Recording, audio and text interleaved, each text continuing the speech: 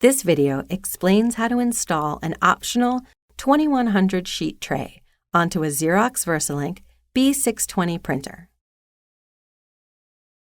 The optional 2100 sheet tray adds one high-capacity paper tray to the VersaLink B620 printer. It can be tray 2, 3, or 4, but it must be the bottom tray in the stack.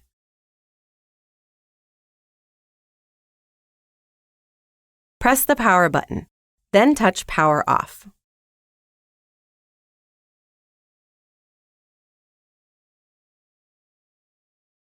To prevent personal injury, unplug both ends of your power cord.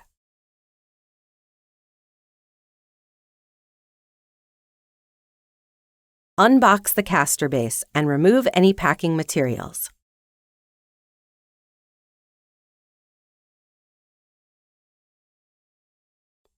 Lock the wheels to prevent them from moving.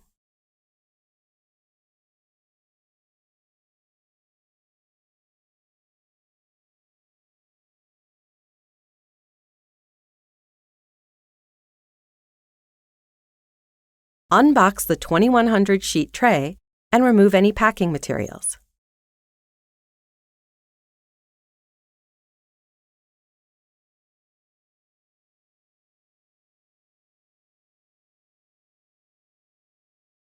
Lift the 2100 sheet tray and place it on the top of the caster base until it clicks into place.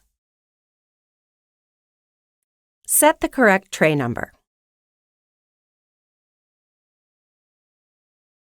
To avoid tipping the printer over, install the tray onto the base first.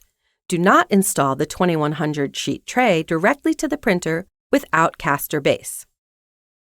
Lift the printer and place it on the top of the 2100 sheet tray until it clicks into place.